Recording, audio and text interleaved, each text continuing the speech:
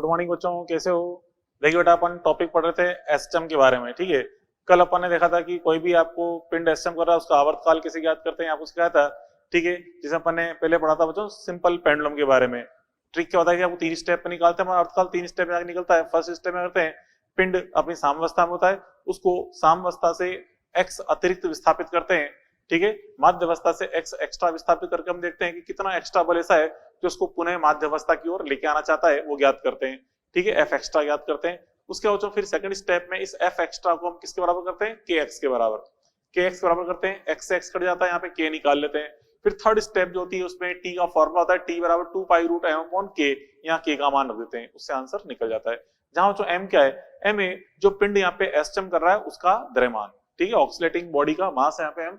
तो चलो देखो यहाँ पे अपन देखें, दो और एस्टम अपन देखें तो फर्स्ट अपन ने पढ़ लिया सिंपल पेंडुलम, सेकंड अपन देख रहे हैं द्रव में तैरते पिंड का एस्टम। तो जो इस प्रकार से कोई पिंड अभी साम्यावस्था में द्रव में तैर रहा है, ठीक है, हिल नहीं रहा, बिल्कुल बैलेंस कंडीशन में। ठीक है, तो इसका नीचे की ओर तो क्या लग रहा है, mg, और इस mg को बैलेंस कौन करेगा, उत्प्लावन बल। ठीक है, उत्प्लावन बल का फॉर्मूला पता है आपको, क्या होता है, v इन रो जी। v इन मतलब डूबा हुआ आयतन, रो इंटू जी, रो यहाँ पे लिक्विड की डेंसिटी होती है। तो जो v इन, देखिए डूबा हुआ आयतन कितना यहाँ पे, इतना इसकी लंबाई डूबी हुई है। अनुप्रस्थ काट इसका a है, उसको मैं h से मल्टीप्लाई कर दूं लंबाई से, h से, तो क्या हो जाएगा, डूबा हुआ आयतन क्या हो जाएगा, a इंटू एच। तो ये डूबा हुआ आयतन हो गया, ये रो इंटू जी, मतलब v इन रो इंटू जी, ये क्या हो गया, उत्प्लावन बल। तो बॉडी का mg लग रहा है नीचे, उत्प्लावन बल लग रहा है ऊपर ah रो इंटू जी। ठीक है, बॉडी बैलेंस कंडीशन में। ठीक है, मतलब ये इसके इक्वल है बैलेंस कंडीशन में। अब जो उसको हमें एस्टेम कराना है तो क्या करेंगे, हल्का सा इसको नीचे दबा के छोड़ेंगे तो ऊपर नीचे हिलने लग जाएगा, इस प्रकार से एस्टेम चालू जाएंगे। तो उसको जो मैं यहाँ से नीचे एक्स्ट्रा दबा रहा हूँ एक्स, नीचे की ओर एक्स्ट्रा एक्स दबाने पर, नीचे की ओर एक्स्ट्रा एक्स दबा रहे हैं तो नीचे कितनी लंबाई डूब जाएगी, अब एच प्लस एक्स। तो नीचे अब आयतन कितना एक्स्ट्रा डूब गया, एक्स लंबाई एक्स्ट्रा डूब गई है, तो एक्स्ट्रा उत्प्लावन बल लग गया ए x row ji. A H रो जी तो पहले से था ही सही, अब एक्स्ट्रा आयतन और डूबा कितना, a इंटू एक्स, अनुपात काट तो a है, एक्स्ट्रा x और डूब गया तो a x इंटू रो जी क्या बन जाएगा, f एक्स्ट्रा। ठीक है, अब यहाँ पे अपन हम ज्ञात करें, में f एक्स्ट्रा का मान पता चल चुका है। अब देखिए यहाँ पे स्टेप नंबर 1 लगाएं, स्टेप नंबर 1। तो चलिए स्टेप 1 में करना, देखिए स्टेप 1 में f एक्स्ट्रा का मान कितना, देखिए f एक्स्ट्रा हमें दिख रहा है माध्यावस्था की ओर, f एक्स्ट्रा का मान कितना है, a x रो जी। अब कोई दिक्कत, पहली स्टेप में बच्चों x के रूप में आई गया बल का मान। ठीक है, हमें ये तो चाहिए होता है, स्टेप 1 में f एक्स्ट्रा का मान x के पदों में चाहिए होता है, ताकि सेकंड स्टेप में x कट जाए आराम से। अब स्टेप नंबर 2 में हम क्या करेंगे, इस f एक्स्ट्रा को किसके बराबर कर देंगे, kx के इक्वल। ठीक है, तो यहाँ से kx को बराबर कर रहे हैं f एक्स्ट्रा के बराबर, तो ax रो जी कर दिया। ठीक है, ax रो जी। अब बच्चों यहाँ पे देखिए क्या कट जाएगा, यहाँ पे बच्चों इसमें यहाँ पे x x कट जाएगा। सेकंड स्टेप में हमने यहाँ पे सेकंड स्टेप में क्या किया, इस f एक्स्ट्रा को हमने kx के बराबर कर दिया, तो x x कट गया, तो इसलिए बच्चों k का मान कितना आ गया, ये आ गया a रो जी। अब थर्ड स्टेप में अपन जानते हैं, स्टेप नंबर जो थर्ड होती है, स्टेप नंबर 3 में हम क्या करते हैं, t बराबर लगाते हैं फॉर्मूला, t बराबर 2 pi root of m upon k। m क्या बच्चा, यहाँ पे डूबे हुए पिंड का द्रव्यमान, मतलब जो सॉरी डूबे नहीं, जो पिंड दोलन होकर रहा है, एस्टम कर रहा है, उस पूरे पिंड का द्रव्यमान है m। ठीक है, और k का मान रखते हैं, तो यहाँ पे t बराबर 2 pi root of m upon क्या हो जाएगा, ये a रो g, ये आ गया रिजल्ट। तो इसका आवर्तकाल का सूत्र आ गया t बराबर 2 pi root of m upon a rho g, अपने निकाल लिया। ठीक है, अब तो इसी सूत्र को मैं एक और रूप में चेंज कर सकता था, कैसे, जैसे कि अगर यहाँ पे एक नोट के रूप में अपन देखें, नोट के रूप में देखिए यहाँ जो हम देख रहे हैं अभी साम्यावस्था की स्थिति दिखा रखी है, ये जो चित्र है, ये चित्र बता रहा है किसको, साम्यावस्था की स्थिति का चित्र है, साम्यावस्था की स्थिति। तो जो साम्यावस्था की स्थिति हम देख रहे हैं, mg बराबर क्या है, ah रो जी। देखिए साम्यावस्था में हम देख रहे हैं बच्चों mg बराबर क्या है, ah रो जी है, ये दिख रहा है, g से g कट जाएगा, m का मान क्या आ गया, ah रो, तो इस a रो को नीचे ले आए, तो यहाँ पे m अपॉन a रो बराबर क्या जाएगा, h।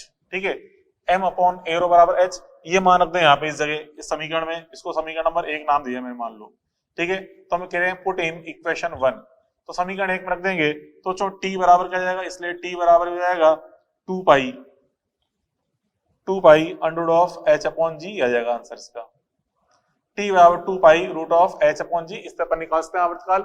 यहाँ बच्चों h क्या चीज है, ये एच बता रहा है साम्यावस्था में डूबी लंबाई, ठीक है। एच क्या बच्चों, साम्यावस्था में डूबी लंबाई आ गई। तो अगर हमें क्वेश्चन बच्चों एच की जानकारी दे रखी है तो इसका उपयोग कर लेंगे, और अगर हमें यहाँ पे हमें एम की जानकारी दे रखी है तो इसका उपयोग कर लेंगे। तो दोनों से ही आंसर आ सकते हैं, जैसे आपकी जो भी इंफॉर्मेशन दे रखी है उसके अकॉर्डिंग अपन सोल्व कर लेंगे। तो ये भी करेक्ट आंसर है, ये भी करेक्ट आंसर है, ठीक है। चलो अब देखो बच्चों, फिर नेक्स्ट अपन देखें इसके अंदर यू नली में द्रव का एसएचएम, इसका आवर्तकाल कैसे ज्ञात करते हैं वो देखने जा रहे हैं। तो देखिए बच्चों यहाँ पे इसमें इस प्रकार से यू आकार की नली है, यू आकार की नली है। इसके अंदर बच्चों यहाँ पे एम द्रव्यमान का लिक्विड यहाँ पे भरा हुआ है, ठीक है। इधर की लंबाई भी एच है, इधर की लंबाई भी एच है, और बीच में इस दूरी को नगण्य माना जाता है। मतलब ये जो दोनों के बीच की दूरी है नगण्य है, ये दूरी नगण्य है। मतलब यूं कहा जाए ना कि पूरे द्रव की लंबाई कितनी है, तो हम बोलेंगे लगभग 2h। एच ही और बीच की दूरी को नगण्य माना जाता है। तो पूरे द्रव की लंबाई कितनी कहलाती है, 2h कहलाती है, नगण्य मानते हैं बीच की दूरी को, ठीक है। अब यहाँ पे अनुप्रस्थ काट m है। अब यहाँ पे देखिए इसको एक्स्ट्रा अपन, अब यहाँ पे देखिए बैलेंस कंडीशन में इस अपन हल्का सा फूंक मार के छोड़े तो हम देखेंगे लिक्विड इस तरह से हिलने लग जाएगा, इस तरह से, ये इस तरह से एसएचएम करने लगेगा। तो यहाँ पे उस एसएचएम का आवर्तकाल हमें ज्ञात करना है, क्या होगा। तो देखिए जो एक्स्ट्रा एक्स विस्थापित करने पे यहाँ पे फूंक मार के लिक्विड का तल है, इसको एक्स्ट्रा नीचे एक्स लेके आ रहे हैं। तो देखिए ये डॉटेड वन का दिखा रखा है, ये प्रारंभिक तल दिखा रखा है, पानी का तल ये वाला प्रारंभिक तल है। अब यहाँ से फूंक मार के इसको एक्स्ट्रा नीचे किया तो यहाँ से इस जगह से एक्स एक्स्ट्रा उठ जाएगा ये, तो पूरी लंबाई क्या हो जाएगी 2x, ठीक है। अब बच्चों ये 2x आ गई। फिर यहाँ पे देखिए इस तल की तुलना में ये वाला तल कितना ऊंचा है 2x, ये वापस नीचे आएगा। नीचे क्यों आएगा, क्योंकि बच्चों यहाँ पे इस तल की तुलना में 2x लंबाई एक्स्ट्रा है, तो इसका जो भार है, वेट जो है इसका mg, उसको नीचे वापस लेके आएगा। तो वापस नीचे लेके आएगा तो पूरा इस तरह से ये इसको दोलन करने लगेगा, ठीक है। तो ये अपने वापस माध्यावस्था की ओर क्यों आ रहा है, क्योंकि इस 2x लंबाई का जो भार है वो उसको वापस नीचे लेके आएगा। तो हम यहाँ पे स्टेप नंबर 1 सॉल्व करें। स्टेप 1 में देखें एफ एक्स्ट्रा क्या है जो उसको वापस माध्यावस्था की ओर लेके आना चाहता है, वो क्या बच्चों 2x द्रव का भार, 2x द्रव का जो भार है वो उसको वापस मतलब mg वापस नीचे लेके आना चाहता है। और भार इक्वल टू क्या होता है बच्चों, mass into gravity, mass into G. अब मास का मान क्या होगा, देखिए अनुप्रस्थ काट तो यहाँ पे कितना है इसका a है, अनुप्रस्थ काट a है और लंबाई ये 2x। तो हम देखते हैं मास इक्वल टू होता है वॉल्यूम इनटू डेंसिटी, ठीक है, आयतन इनटू घनत्व। तो इसका आयतन इनटू घनत्व, आयतन तो कितना जाएगा 2x को मल्टीप्लाई कर दो a से, ये हो गया आयतन। घनत्व इसका रो है, लिक्विड की डेंसिटी रो, और एक ग्रेविटी g, ठीक है। ये लंबाई को मैंने क्रॉस सेक्शन एरिया से गुणा कर दिया अनुप्रस्थ काट से, क्या बन गया आयतन। आयतन को डेंसिटी गुणा करेंगे द्रव्यमान बन जाएगा ये, ठीक है। ये f एक्स्ट्रा आ गया, देखिए x के पदों में आ गया, ये हम चाहते थे। अब स्टेप 2 में इसको हम किसके बराबर करें बच्चों, kx के बराबर करेंगे f एक्स्ट्रा को, मतलब 2x a रो g, ठीक है। तो यहां से x कट गया तो k का मान क्या आ गया 2a रो g आ गया। अब स्टेप नंबर 3 अप्लाई कर दें। स्टेप नंबर 3 यहाँ पे t बराबर जैसे यहाँ देखा था वैसे यहाँ अप्लाई कर रहे हैं। t बराबर 2 pi root of m upon k होता है, तो k का मान रख देंगे तो क्या हो जाएगा बच्चों, t बराबर यह आ जाएगा t बराबर 2 pi root of m upon 2a rho g, ठीक है 2a, क्योंकि m का मान कितना, k का मान कितना है 2a रो g आ रहा है, 2a रो g आ जाएगा, ठीक है। ये अपने निकाल लिया आवर्तकाल, ये आ गया, ठीक है। एसएम का जो इसमें लिक्विड एसएम कर रहा है उसका आवर्तकाल आ गया ये, ठीक है। इसको एक क्वेश्चन नंबर 1 दे दिया। जैसे बच्चों यहाँ पे मैंने एक नोट लिखा था, ऐसे एक नोट यहाँ भी अपन देखें, यहाँ पे देखिए इसमें एक नोट के रूप में, वैसे तो आंसर आ ही गया, फिर भी एक नोट के रूप में इसको मैं एक और रूप में चेंज करना चाहता हूँ। देखिए कैसे समझना बात को। यहाँ बच्चों m क्या चीज है, m है इस दोलित लिक्विड का मास, ठीक है। m क्या बच्चों, m बराबर दोलित द्रव का मास, दोलित द्रव का द्रव्यमान है। तो पूरा द्रव दोलित कर रहा है, इसकी लंबाई कितनी है बच्चों, h इधर है, तो कुल लंबाई कितनी है लगभग 2h। अब बच्चों द्रव्यमान हम जानते हैं मास इक्वल टू क्या था, वॉल्यूम इनटू डेंसिटी। तो वॉल्यूम तो कितना हो जाएगा 2h इनटू a, लंबाई इनटू अनुप्रस्थ काट, लंबाई इनटू अनुप्रस्थ काट क्या हो गया, कुल आयतन हो गया। इसको अपन ने गुणा कर दिया किसके साथ, डेंसिटी के साथ। तो वॉल्यूम इनटू डेंसिटी क्या हो जाएगा, मास हो जाएगा। और बच्चों यहाँ से अगर मैं यहाँ से देखें m अपॉन m बटा 2a रो का मान निकालूं तो ये बराबर क्या आएगा, h आएगा, नहीं आएगा। m बटा 2a रो करेंगे तो उसको मान रख दें यहाँ पे, m बटा 2a रो का मान h रख दें। तो बच्चों पुट इन 1 कर रहा हूं मैं, तो 1 इक्वेशन में रखने पर यहाँ पे क्या जाएगा, t बराबर टी बराबर 2 pi root of H upon G आ जाएगा रिजल्ट। ठीक है, तो ये भी इसका आवर्तकाल का फॉर्मूला हो गया। और तो यहाँ पे जो एच है, ये एच क्या है, एक भुजा में द्रव की लंबाई। ठीक है, यू ट्यूब की एक भुजा में द्रव की लंबाई, एक भुजा में द्रव की लंबाई, एक भुजा में द्रव की लंबाई ये एच। ठीक है, आई समझ में? तो ऐसे भी निकाल सकते हैं अपन। चलो इस पे एक एग्जांपल देखें, क्वेश्चन देखते हैं कि तो यदि किसी यू नली के द्रव को, मतलब कोई यू आकार की नली में द्रव एसएम कर रहा है, अब उस द्रव को निकाल के किसी हमने अन्य यू आकृति की नली में डाल दिया है, लेकिन उसकी त्रिज्या आधी है, आधी त्रिज्या वाली यू नली, मतलब पतली यू नली में डाल रहे हैं। ठीक है, और उसमें उसको दोलन करा रहे हैं। ठीक है, पहले वो थोड़ी मोटी मतलब आर त्रिज्या वाली नली में दोलन कर रहा था, अब वो R/2 वाली त्रिज्या में दोलन कर रहा है, तो उसके टी पर क्या प्रभाव पड़ेगा ये बताना है आवर्तकाल पे। तो देखो यहाँ पे पूरा द्रव हम डाल रहे हैं आधी त्रिज्या वाली नली में, तो द्रव्यमान फिक्स है, उसकी डेंसिटी फिक्स है, तो इस सूत्र का उपयोग करेंगे। एम भी फिक्स है, ठीक है, यहाँ पे रो भी फिक्स है, डेंसिटी जी भी फिक्स है, ग्रेविटी, तो एम टी समानुपाती क्या आएगा, रूट ए क्या है, क्रॉस सेक्शन एरिया। ठीक है, क्या समझे बच्चों, सॉल्यूशन समझे इसका। तो टी बराबर 2 pi M upon root of M upon 2a rho G का उपयोग कर रहा हूं मैं, 2a रो जी। तो यहाँ पे इस m का मान फिक्स है और इस रो का मान फिक्स है, ये चीज क्या बच्चों फिक्स है, ये फिक्स्ड। ये राशि नियत है, अपरिवर्तित रहेगी। ठीक है, तो यहां से हम देखें टी समानुपाती क्या आएगा, 1 अपॉन रूट ए, टी समानुपाती 1 अपॉन रूट ए। अब बच्चों हम जानते हैं a बराबर क्या होता है, पाई आर स्क्वायर। आर क्या बच्चों, ये आर इसकी त्रिज्या है, यहाँ पे इसकी त्रिज्या मान लो आर है, आर इसकी त्रिज्या है। ठीक है, आर बच्चों इसकी त्रिज्या अगर आर है, तो a बराबर क्या हो जाएगा, पाई आर स्क्वायर। a बराबर पाई आर स्क्वायर, मतलब a समानुपाती आर स्क्वायर है, तो रूट के अंदर आर स्क्वायर रखेंगे तो आर हो जाएगा नीचे, रूट के अंदर आर स्क्वायर रखेंगे तो आर बचेगा, तो टी समानुपाती रूट आर। त्रिज्या हम आधी काम में ले रहे हैं तो आवर्तकाल दुगना हो जाएगा, यहाँ से त्रिज्या का मान आधा रखेंगे तो टी डैश का मान 2t ये आएगा रिजल्ट। तो आंसर आ गया, आवर्तकाल दुगना हो जाएगा। ठीक है, तो ये चीज अपन ने पढ़ी, यहाँ पे ये दो एसएम अपन ने और देख ली, सेकंड एंड थर्ड नंबर की। अब इसके अंदर अपन नेक्स्ट एसएम पढ़े बच्चों अपन स्प्रिंग पेंडुलम के बारे में। ठीक है, देखो बच्चों स्प्रिंग पेंडुलम के बारे में देखें, देखो बच्चों यहाँ पे कोई स्प्रिंग है, ये एक अपनी नेचुरल स्प्रिंग है सामान्य अवस्था की, इसकी सामान्य लंबाई ये इतनी है, ये इसका स्प्रिंग नियतांक है केएस। और अगर मैं इस पे एम लटकाऊं, एम लटकाने पर हम देखें स्प्रिंग थोड़ी खिंच जाएगी। अब यहाँ पे एम अभी अपनी साम्य अवस्था में एम जी बल लग रहा है नीचे और के एस एल बल लग रहा है ऊपर, जो स्प्रिंग बल है, क्योंकि स्प्रिंग में प्रसार कितना है एल। अभी ये साम्य अवस्था में ये एम जी लग रहा है नीचे, के एस एल लग रहा है ऊपर, बैलेंस कंडीशन में, मतलब एम जी किससे बैलेंस हो रहा है, के एस एल से। ठीक है, बैलेंस कंडीशन है। और हमें इसे एसएम कराना है तो करना पड़ेगा, यहाँ से उसको मुझे एक्स्ट्रा खींचना पड़ेगा। तो यहाँ से मैंने इसको एक्स्ट्रा खींचा एक्स, ये इसकी जो साम्यावस्था की स्थिति है इसे क्या बोलते हैं, माध्यावस्था, मतलब ये माध्यावस्था की स्थिति है। यहाँ से उसको मैं एक्स्ट्रा खींच रहा हूँ एक्स, एक्स खींच के छोड़ेंगे, छोड़ते से ये एसएम स्टार्ट कर देगा बच्चों।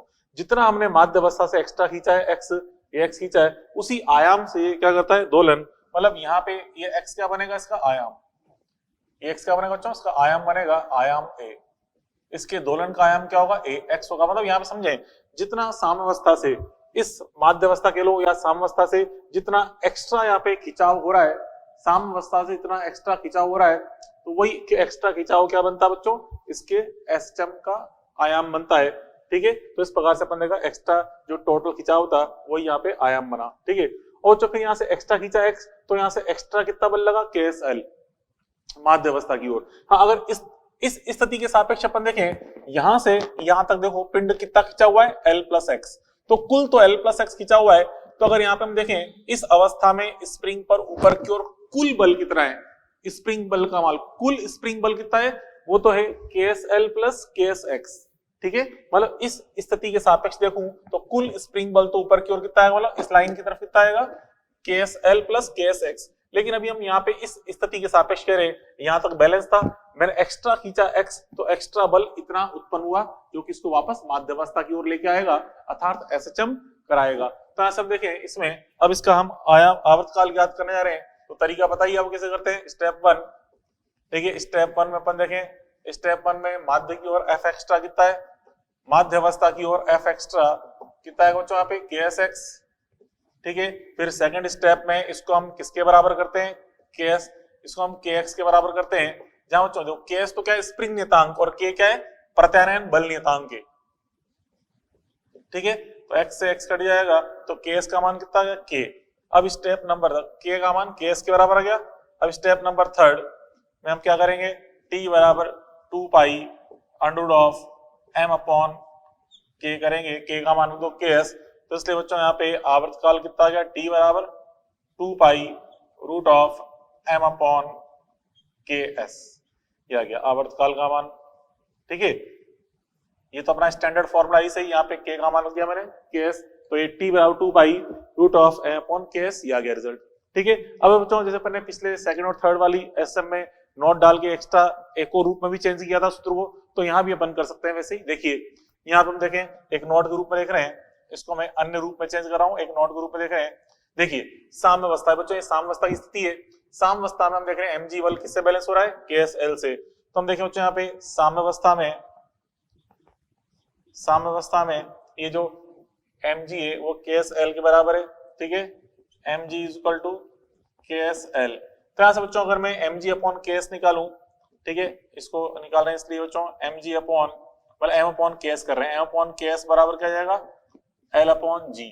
ठीक है, इसको मैंने इक्वेशन नंबर 1 रख दिया, तो उसको इक्वेशन 1 में पुट कर देने क्या जाएगा, देखिए पुट कर रहे हैं इन 1, इक्वेशन 1 में रख रहा हूं तो t बराबर आ जाएगा 2 pi root of l upon g, t equal 2 pi root of l upon g, ये एक और सूत्र निकल के आ गया। ठीक है, अब बच्चों यहाँ पे इस सूत्र में जो l आपको दिख रहा है ये l क्या चीज है बच्चों, यहाँ पे देखिए l क्या है, इस साम्यावस्था में स्प्रिंग में जो प्रसार हो रहा है, जब बॉडी साम्यावस्था में, तो साम्यावस्था में जो स्प्रिंग में प्रसार है वो यहाँ पे l को बता रहा है। ठीक है, l क्या बच्चों, साम्यावस्था में स्प्रिंग में प्रसार, साम्यावस्था में प्रसार। ठीक है, l क्या बच्चों, साम्यावस्था में प्रसार, साम्यावस्था में प्रसार को शो कर रहा है, साम्यावस्था के समय जो स्प्रिंग में प्रसार है वो l है। ठीक है, अब बच्चों इन दोनों में से ज्यादा इंपॉर्टेंट फॉर्मूला कौन सा है, यहाँ पे ये इक्वेशन नंबर 1 वाला फॉर्मूला ज्यादा इंपॉर्टेंट है। ठीक है, तो हम जितने भी क्वेश्चन सॉल्व करेंगे ना स्प्रिंग में, मान चलिए 99% क्वेश्चन जो है ये इक्वेशन 1 सही सॉल्व होते हैं, t बराबर 2 pi root of m upon ks।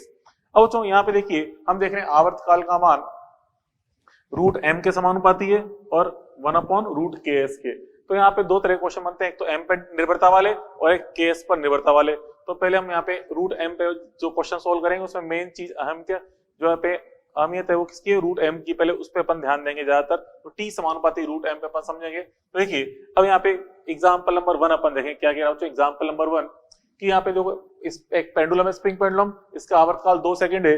ठीक है, और इसका स्प्रिंग नियतांक ks अपन को दे रखा है। अब कह रहा है कि यदि m को 2 किलोग्राम बढ़ा दें, मतलब m में 2 kg की वृद्धि कर दें, तो आवर्तकाल में 1 सेकंड की वृद्धि होती है। तो हम बताना है m का मान क्या है। तो देखिए सॉल्यूशन नंबर 1 अपन देख रहे हैं, सॉल्यूशन नंबर 1। तो यहाँ पे देखिए हम जानते हैं बच्चों t समानुपाती क्या है, root m, t is proportional to root m है। तो ऐसा अगर मैं t बटा t डैश फाइंड करूं तो t बटा t डैश बराबर क्या आएगा, रूट ऑफ m बटा m डैश। ठीक है, अब यहाँ पे t का मान पहले कितना है 2 सेकंड और t डैश कितना हो गया फिर 2 + 1, तो t का मान पहले 2 है, अब ये कितना हो जाएगा 2 + 1 हो जाएगा, क्योंकि 1 सेकंड की वृद्धि हो गई है।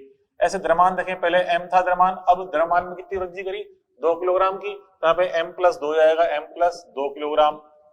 ठीक है, अब यहाँ पे दोनों तरफ वर्क कर दें, तो वर्क करने पे 2 का स्क्वायर तो 4 हो गया, नीचे 3, 3 का स्क्वायर 9 जाएगा, बराबर m बटा m + 2, यहाँ से वर्ग मूल हट गया।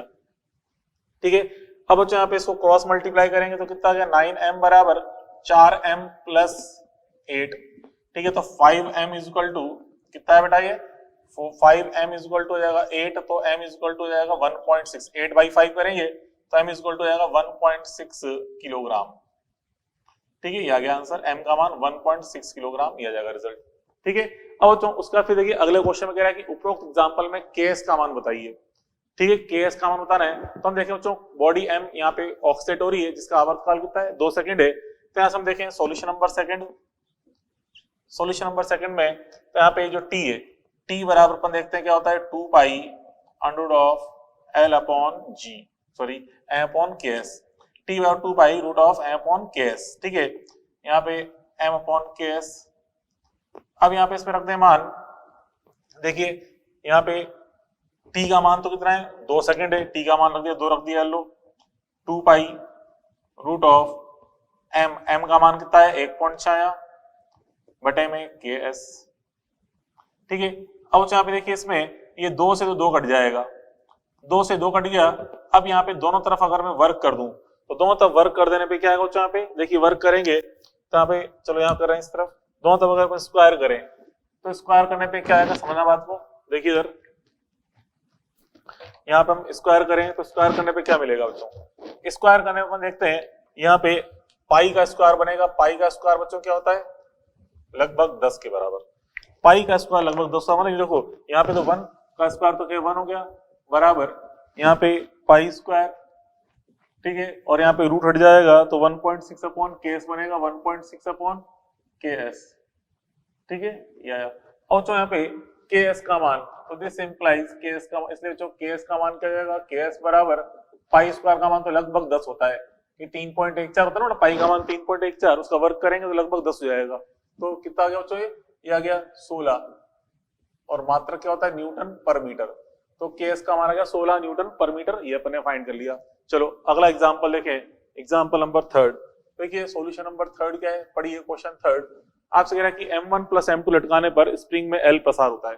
मतलब अपन दोनों पिंड एक साथ लटकाए, M1 और M2 एक साथ लटका रखा है, स्प्रिंग में कुल प्रसार कितना है, L, ठीक है। तो दोनों मिलकर जो अपना भार बना रहे हैं M1 प्लस M2G, वो भार किससे बैलेंस हो रहा है, L से, मतलब कुल प्रसार का मान L है। तो यहाँ पे इक्वेशन 1 अगर अपन देखना चाहें तो बोल सकते हैं M1 बस M1 प्लस M2 के कारण देखिए प्रसार जो है, देखिए L आएगा, बस समझो कह रहा हूं मैं, M1 प्लस M2 के कारण यहाँ पे क्या बन रहा है, M1 प्लस M2 के कारण, M1 प्लस M2 के कारण जो समीकरण बनेगी क्या बनेगी बच्चों, ये बनेगी समीकरण M1 plus M2 into G बराबर KSL, ठीक है। ये समीकरण बनेगी क्योंकि M1 प्लस M2 का वेट है, उसका कुल जो भार है, उसके कारण लंबाई में वृद्धि कितनी हो रही है, L। तो M1 प्लस M2G बराबर क्या करेंगे, KSL करेंगे, ठीक है।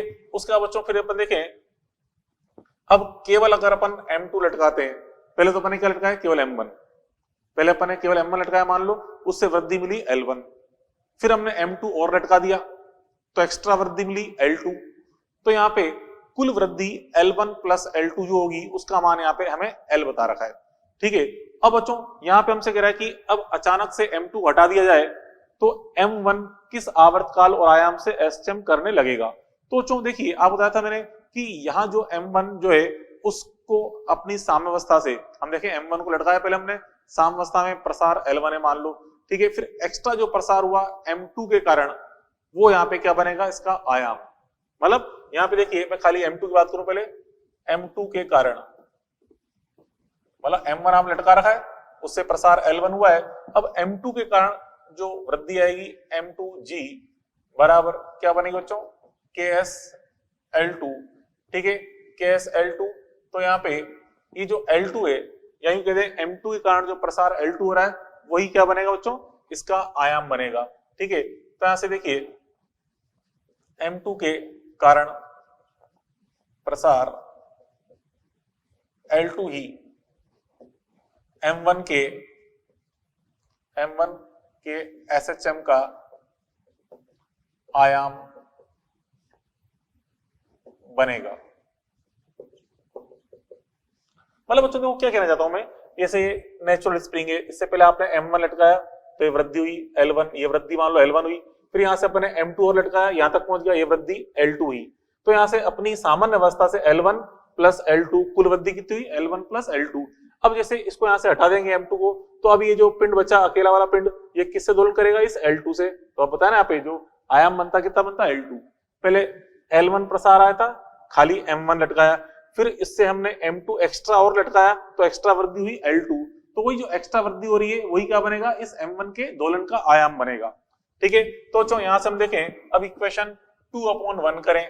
इक्वेशन 2/1 हमारा उद्देश्य क्या बच्चों, पर्पस क्या है, हमें L2 निकालना है। तो डिवाइड करेंगे तो यहां से M2 upon M1 plus M2 बराबर क्या मिलेगा, L upon L2, L2 upon L, L2 upon L मिलेगा, ठीक है। तो यहां से हम देखें L2 का मान क्या आ गया, मतलब आयाम, इसलिए A बराबर L2 बराबर L2 बराबर क्या जाएगा, L into M2 upon M1 plus M2, ये आ गया इसका आंसर।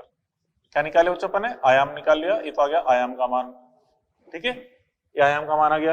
अब बच्चों उसके बाद फिर आगे हमसे क्या पूछा इसके अंदर, इसका आवर्तकाल भी निकालना है, हम तो निकाल लिया।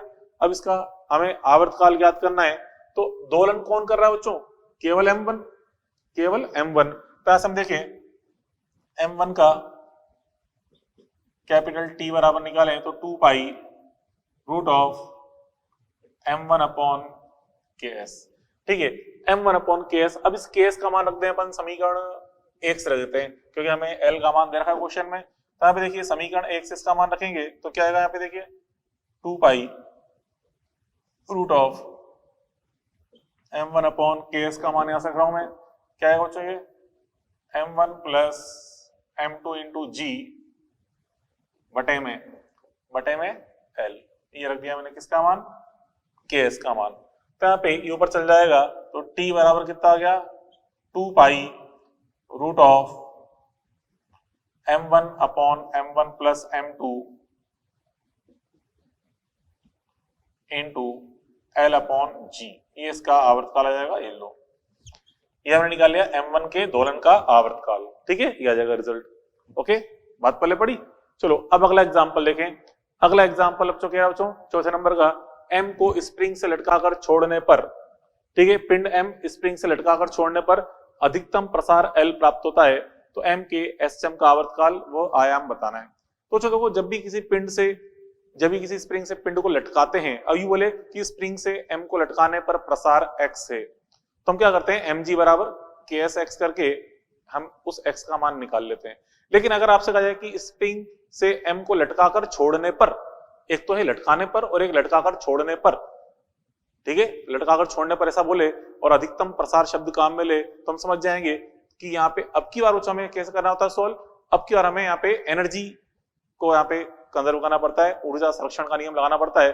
तो बच्चों जैसे पिंड को लटकाएंगे, लटका के छोड़ेंगे तो नीचे आएगा वो, तो उसकी ग्रेविटेशनल पोटेंशियल क्या होगी, घटेगी, गुरुत्वीय स्थितिज ऊर्जा घटेगी, और वो किसमें परिवर्तित होगी, स्प्रिंग की पोटेंशियल एनर्जी में, क्योंकि स्प्रिंग में प्रसार हो रहा है तो स्प्रिंग की पोटेंशियल वृद्धि होगी। तो यहाँ से अपन देखें कैसे करेंगे सोल्व इसको, हम एनर्जी कंजर्वेशन से हम लगाएंगे यहाँ पे ऊर्जा संरक्षण, ठीक है, एनर्जी कंजर्वेशन। यहाँ पे देखिए सॉल्यूशन नंबर 4 अपन देख रहे हैं। तो यहाँ पे देखें ग्रेविटेशनल पोटेंशियल एनर्जी में, ठीक है, ग्रेविटेशनल पोटेंशियल एनर्जी में कमी बराबर स्प्रिंग पोटेंशियल एनर्जी में वृद्धि, ये लगा रहे हैं अपन, ठीक है। लटकाकर छोड़ने पर ऐसा शब्द काम में आए या अधिकतम प्रसार पूछे, तो ये चीजें हम फिर एनर्जी कंजर्वेशन से सॉल्व करते हैं। तो जो ग्रेविटेशनल पोटेंशियल कमी कितनी आएगी, mg, अच्छा कितना प्रसार हो रहा है बच्चों, l, ठीक है, l प्रसार हो रहा है तो कितना नीचे आ रहा है, l आ रहा है, तो mg l, क्यों हम जानते हैं mgh होता है ना, mgh, तो mgl लगा दिया मैंने, mgh, क्योंकि h यहाँ पे कमी हो रही है हाइट में, मतलब l कमी हो रही है हाइट में, बॉडी m जो है वो l हाइट नीचे आ रही है, तो mgl, और स्प्रिंग में वृद्धि होगी हाफ के l स्क्वायर, ठीक है, हाफ के x स्क्वायर अपन जानते हैं, पोटेंशियल जो स्प्रिंग होती है, तो l से l कट जाएगा, तो l से l कट गया, तो यहाँ से बच्चों इस l का मान क्या है, प्रसार का मान, ठीक है, l बराबर क्या जाएगा 2mg अपॉन k, ये क्या बच्चों, स्प्रिंग में अधिकतम प्रसार l बराबर 2mg अपॉन k, ये आया, ठीक है। अब बच्चों हमसे क्या गया है कि यहाँ पे m के एसएम का आवर्तकाल व आयाम ज्ञात करना है। अब बच्चों यहाँ पे m का जो साम्यावस्था अपन देखें कि साम्यावस्था में कितना प्रसार हो रहा है, पहले देखते हैं। साम्यावस्था में बच्चों प्रसार कम होता है और अचानक से लटका के छोड़ने पर प्रसार ज्यादा होता है, ठीक है। साम्यावस्था में लटकाते हैं आराम से तो उस पर प्रसार कम आता है, और उसको लटकाकर अचानक से छोड़ते हैं तो उसमें प्रसार ज्यादा मिल रहा होता है स्प्रिंग में। तो चलो पहले देखते हैं कि साम्यावस्था में कितना प्रसार हुआ। तो चलो देखो, साम्यावस्था में अगर मैं निकालूं, साम्यावस्था में प्रसार L1 हो तो यहाँ पे देखिए क्या लिखेंगे, यहाँ पे mg इक्वल टू क्या लिखेंगे बच्चों, ks L1। तो यहाँ से L1 का मान कितना है बच्चों, L1 बराबर कितना आया, ये आएगा mg upon ks, mg upon ks, और mg अपॉन ks करेंगे, ks बच्चों स्प्रिंग नियतांक, इसको यहाँ पे ks कर लो, ks mg अपॉन ks। तो इस mg अपॉन ks, तो चलो इस 2 को नीचे ले आऊं तो l बटा 2 का मान क्या है, mg अपॉन ks, तो इस mg बटा ks का मान क्या रखता हूं, l बटा 2 रख सकता हूं मैं, l बटा 2 रख दिया। तो हमने क्या देखा कि साम्यावस्था में प्रसार कितना है, l बटा 2, और कुल प्रसार कितना है, l। तो इसका मतलब एक्स्ट्रा प्रसार कितना हुआ, ठीक है। जो एक्स्ट्रा प्रसार है वो क्या बनेगा, आयाम। तो हम जानते हो आयाम क्या होता है, देखिए आयाम ये होता है बराबर एक्स्ट्रा प्रसार, ठीक है। एक्स्ट्रा प्रसार को हम बोलते हैं आयाम, ठीक है। तो एक्स्ट्रा प्रसार कितना है बच्चों, कुल प्रसार में से साम्यावस्था वाला प्रसार माइनस कर दो तो ये आएगा L बटा 2, तो ये क्या आ जाएगा इसका आयाम। जैसे यहाँ पे देखिए बच्चों, साम्यावस्था में प्रसार ये था यहाँ पे स्प्रिंग में, फिर यहाँ से एक्स्ट्रा प्रसार जो हुआ है x, वही क्या बनाता है यहाँ पे आयाम। तो साम्यावस्था के बाद जो एक्स्ट्रा प्रसार हो रहा होता है वही यहाँ पे आयाम बनता है। तो आयाम निकाल लिया अपने L बटा 2 आयाम। अब हमसे पूछा है कि आवर्तकाल का मान ज्ञात करो। तो बच्चों देखो आवर्तकाल जैसे अपन ने देखा था सूत्र T बराबर 2 pi under of L upon G, जहां पे L क्या है, साम्यावस्था में प्रसार है, ठीक है। तो यहां से अगर अपन आयाम निकाल, इसका आवर्तकाल निकाले T बराबर 2 pi root of L1 upon G कर सकते हैं। यहाँ पे L1 क्या है, देखिए साम्यावस्था में प्रसार होता है, साम्यावस्था में प्रसार, ठीक है। तो L1 का मान रख दें, कितना L1 का मान L बाई 2, तो इसलिए T बराबर 2 pi root of L upon 2G हो जाएगा। L1 का मान L बटा 2 रख देंगे तो ये क्या हो गया, आवर्तकाल का मान भी आ गया, ये लो आवर्तकाल भी निकाल लिया, ठीक है। आई बात समझ में। चलो अब अगला क्वेश्चन देखें। एक स्प्रिंग दोलक की दोलन आवृत्ति ओमेगा बराबर 3 रेडियन पर सेकंड है। यदि स्प्रिंग में प्रसार x बराबर 4 मीटर के समय इस पिंड का वेग 9 मीटर पर सेकंड हो तो आयाम बताने क्या होगा। तो चलो देखो, स्टार्टिंग में अपन ने जो बेसिक चीजें देखी थी एसएम में, एसएम के विस्थापन समीकरण, वेग, त्वरण समीकरण, ठीक है, बल, गति ऊर्जा, स्थिर ऊर्जा, कुल ऊर्जा, ये सारी चीजें अपन ने पढ़ी थी, जो मतलब फर्स्ट क्लास में जितना भी अपन ने कुछ पढ़ा था, ठीक है। वो सारी चीजें हर एसएम के लिए मान्य है, चाहे कोई सी भी एसएम हो, चाहे सिंपल पेंडुलम हो, चाहे स्प्रिंग पेंडुलम हो, चाहे द्रव दोलन कर रहा हो, ठीक है, द्रव के अंदर कोई पिंड दोलन कर रहा हो या यूट्यूब के अंदर द्रव दोलन, हर एसएम के लिए ये चीजें सारी की सारी सत्य है, ठीक है। तो अब यहाँ पे वही क्वेश्चन यहाँ पूछ लिया गया है, मतलब ये क्या है, ओमेगा एक्स और वेग में जो संबंध अपन जानते हैं ना, v बराबर omega root of a square minus X square, तो वो संबंध हम यहाँ भी यूज कर सकते हैं, क्योंकि हर एसएम के लिए ट्रू है। तो जो शुरू मैंने पढ़ा था बेसिक जो पढ़ा था, हर एसएम के लिए ट्रू है। तो यहाँ पे बस कुछ नहीं है कि स्प्रिंग लोलक लिखा हुआ गया है, ठीक है, स्प्रिंग लोलक लिखा हुआ गया है। अगर यहाँ लिखा होता कि सिंपल एक एसएम की दोलन आवृत्ति इतनी है तो हमें बिल्कुल सिंपल लगता है। यहाँ पे स्प्रिंग लोलक, अरे क्या फर्क पड़ता है, स्प्रिंग लोलक तो एसएम ही कर रहा है, तो एसएम वाला क्वेश्चन है। तो यहाँ पे देखिए सोल्यूशन नंबर 5, यहाँ पे हम देखें, यहाँ पे v इक्वल टू क्या होता है बच्चों, omega root of a square minus X square, ये लगाना है हमें। तो वेग का मान कितना है बच्चों, 9, तो वेग का मान 9 रख दिया।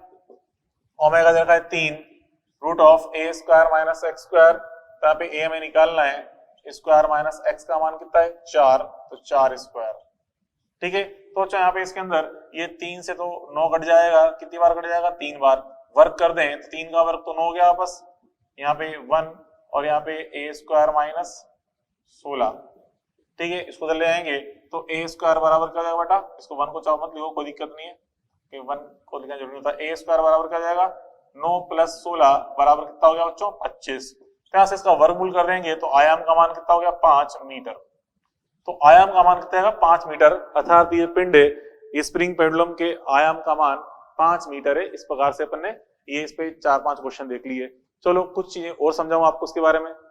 तो चलो अगला एग्जांपल अपन देखें। अगला एग्जांपल इस तरह से कि यहाँ पे इस एग्जांपल में बोला गया है कि ये जो स्प्रिंग है अपनी सामान्य जो लंबाई है, मतलब प्राकृतिक लंबाई नेचुरल लेंथ L के रूप में रखी हुई है अभी, मतलब अभी आराम से नेचुरल लेंथ के रूप में, ठीक है, प्राकृतिक लंबाई में। अब क्या क्या बच्चों, यहाँ पे मैंने M पिंड है, यहाँ पे इस M पिंड को रख के इसको स्प्रिंग को दबाया, कितना दबाया, L/2, और L/2 दबा के अचानक से पिंड M को छोड़ा, तो छोड़ते ही स्प्रिंग वापस अपनी नेचुरल लेंथ पे आएगी और यहाँ से पिंड आएगा, यहाँ से ये इस स्प्रिंग से हट जाएगा और फिर यहाँ पे जाएगा, फिर आराम से जो स्पीड यहाँ प्राप्त करेगा उसी स्पीड से जाएगा, यहाँ पे जाएगा, फिर यहाँ टक्कर करेगा, टक्कर बोलिए प्रत्याश, फिर उसी स्पीड से लौटेगा, लौट कर यहाँ पे स्प्रिंग अपनी नेचुरल लेंथ पे आ चुकी थी, फिर टकराएगा, फिर यहाँ पे स्प्रिंग को कंप्रेस करके यहाँ पहुंचेगा, तो इससे जाकर आने में इसका एक चक्र पूरा हो जाएगा। तो हमसे कह रहा है इस एक चक्र दौरान इसका पूरा आवर्तकाल क्या है ये बताना है, ठीक है। यदि M द्वारा स्प्रिंग को L/2 संपीड़ित कर छोड़ा जाए तो M के दोलन का आवर्तकाल बताना है क्या होगा। तो जो समझे, जब हमने इसको यहाँ से दबा के छोड़ा तो यहाँ से ये एक तरह से स्प्रिंग पेंडुलम की तरह वार कर रहा है, तो यहाँ जाएगा इधर, इसकी स्पीड बढ़ती आएगी बढ़ती आएगी बढ़ती आएगी, यहाँ पे आके ये स्प्रिंग से डी अटैच हो जाएगा, हट जाएगा, मतलब स्प्रिंग से हट जाएगा। उस समय ये कितना वेग प्राप्त कर लेगा, v max, क्यों हम जानते हैं बच्चों, जब स्प्रिंग को दबा के छोड़ते हैं, ठीक है, पिंड द्वारा स्प्रिंग को खींच कर दबा के छोड़ते हैं तो माध्य अवस्था से गुजरते समय इसका वेग क्या होता है, अधिकतम। तो ये स्प्रिंग से यहाँ से जब डी अटैच होगा इसका वेग अधिकतम आ जाएगा वी मैक्स, जिसे बोलते हैं ना ए ओमेगा, वी मैक्स का मान ए ओमेगा, ठीक है। फिर वी मैक्स से यहाँ पे लगातार गति करेगा, टकराकर वापस वी मैक्स से आएगा, या फिर स्प्रिंग से टच होएगा, फिर उसको दबाएगा आगे और इसकी स्पीड कम होती जाएगी, पहले माध्य से फिर चरम पे आएगा। तो कहना मतलब है कि अपने एक चक्र के दौरान बच्चों ये आधा मान तो मतलब स्प्रिंग के साथ दोलन कर रहा है और इधर आधा मान इधर लंबाई एल के साथ एक नियत चाल से जाकर वापस आ रहा है, उसमें समय द्वारा तय हो रहा है। तो जो हम देखें यहाँ पे कुल अपन समय निकाले टी नेट का मान, देखिए यहाँ बच्चों ये दोलन गति आपको दिख रही है, इस दोलन गति दो गतियों से मिलकर बनी है, फर्स्ट में तो एक सिंपल मतलब एक स्प्रिंग पेंडुलम के साथ दोलन हो रहा है और दूसरी वाली गति में नियत चाल से गति हो रही है। मतलब अगर अपन टोटल टी नेट निकालें तो हम लिखते हैं टी नेट बराबर यहाँ पे T1 प्लस T2 समय। तो जो T1 तो क्या है, देखिए स्प्रिंग का T/2 ऑफ स्प्रिंग, तो जो स्प्रिंग के साथ इसने केवल आधी माध्य अवस्था से, देखिए यहाँ से माध्य, चरम से माध्य तक आएगा, फिर वहां से जाके आने के बाद वापस माध्य से फिर चरम पे आएगा। तो माध्य से चरम पे जाना, फिर चरम से माध्य पे आना, तो ये मान कितना हो गया T/4 प्लस T/4 मतलब T/2, ठीक है। तो एक समय तो कितना है T/2 ऑफ स्प्रिंग है, ठीक है। और ये T2 कैसे निकालेंगे, ये दूरी बटा चाल करके, क्योंकि एक नियत चाल से गति करता हुआ आगे टक्कर करके वापस आ रहा है, तो T2 का मान दूरी बटा चाल से निकालना पड़ेगा। तो T1 का मान तो क्या है T/2, तो T/2 बच्चों कितना हो जाएगा 1/2, स्प्रिंग का आवर्तकाल क्या होता है 2 पाई अंडर ऑफ m/ks, ये रख दिया अपन ने, ठीक है। फिर T2 का मान दूरी बटा चाल, तो देखो दूरी बटा चाल यहां से इधर गया, L दूरी तय करी, वापस आया, L दूरी तय करी, तो टोटल दूरी कितने कर रहा है 2L, तो दूरी का मान तो रख दिया मैंने 2L, और चाल कितनी बच्चों Vmax, तो Vmax से इधर है, कहां से 2 से 2 उड़ा दो तो कितना होगा ये पाई रूट ऑफ m/ks, ठीक है, प्लस ये 2L बटा Vmax का मान अपन जानते क्या होता है बच्चों, ए ओमेगा होता है, Vmax का मान ए ओमेगा, तो पाई रूट ऑफ m/ks तो यही सही है, ठीक है, प्लस 2L अपॉन, अब बच्चों यहाँ पे देखिए ए ओमेगा में ए आयाम क्या बनेगा, आयाम किसे बोलते हैं माध्य से चरम तक की दूरी, ये इसकी माध्य अवस्था है, यहाँ से यहाँ तक की चरम अवस्था के बीच की दूरी क्या, माध्य से चरम तक की दूरी कितनी है बच्चों L/2 है, माध्य से चरम तक की दूरी L/2 है, तो आयाम का मान तो कितना है L/2, और स्प्रिंग का ओमेगा अपन जानते हैं रूट ऑफ क्या होता है Ks/m, ओमेगा बराबर K/m होता है, तो Ks/m कर दिया, तो चलो देखो L से तो L कट जाएगा ये, ठीक है, ये 2 चल जाएगा ऊपर तो 4 बन जाएगा, और ये m भी चल जाएगा ऊपर 4m/ks, तो रूट m/ks तो कॉमन निकालना है, तो ब्रैकेट में क्या बचेगा पाई, तो यहाँ बचेगा 4 यहाँ बचेगा, तो pi plus 4 root of m/ks, ये आ गया बच्चों आवर्तकाल का मान, टी नेट का मान। तो ये आ गया इसका आंसर, इस सिस्टम का जो नेट आवर्तकाल है क्या है pi plus 4 root of m/ks, ठीक है, ये निकाल लिया अपन ने।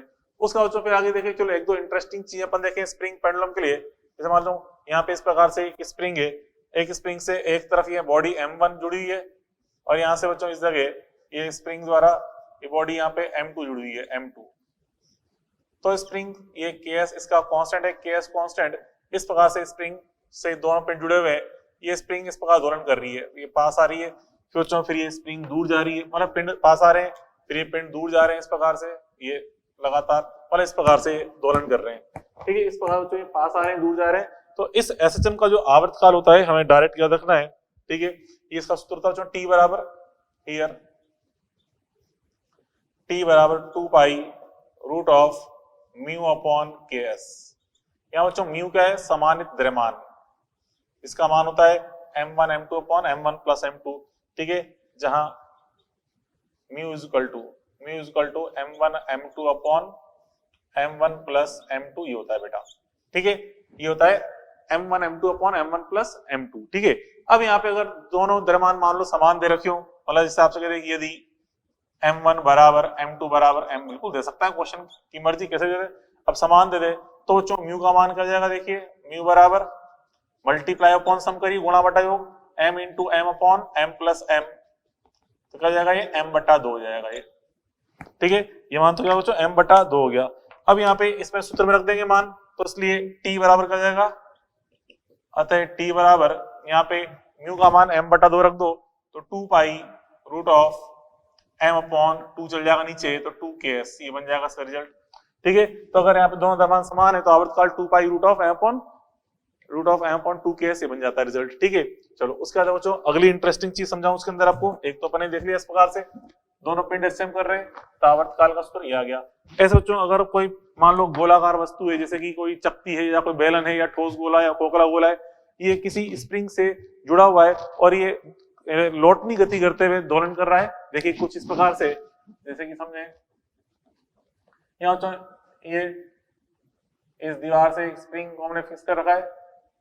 ठीक है, यहाँ से फिर आगे ये एक गोलाकार वस्तु है जो बताए कोई सी हो सकती है, यहाँ से गोलाकार वस्तु जैसे कि चक्ति भी हो सकती है, ये गोला भी हो सकता है, ठोस गोला, खोखला गोला हो सकता है। इस प्रकार सोचोगे यहाँ पे ये जुड़े हुए इस तरह से इस स्प्रिंग के साथ। ठीक है, इस स्प्रिंग से जुड़े हुए और यहाँ से धरातल पे इस प्रकार से ये लौटनी गति करते हुए, लौटनी गति करते मतलब इस प्रकार से ये लौटनी गति कर रहा है। ये एक्सल दिखा रखी है इसकी एक्सल, ये छड़ इसकी एक्सल है, ये एक्सल है। ठीक है, मतलब ये इधर जा रहा है इधर जा रहा है, इस प्रकार से यहाँ पे लौटनी गति करते हुए ऑक्सीलेशन कर रहा है, ये लौटनी गति करते हुए।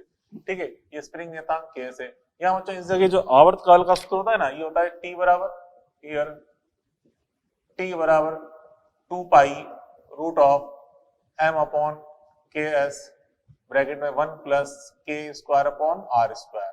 और जो k square upon r square वही है जो आप पढ़ते हो ना उसमें रोटेशन मोशन में, वही है k square upon r square. जैसे कि अगर हम बात करें चक्ति की, मान लो ये पिंड चक्ति है तो चक्ति के लिए अपन जानते हैं k square upon r square क्या होता है, 1/2 होता है।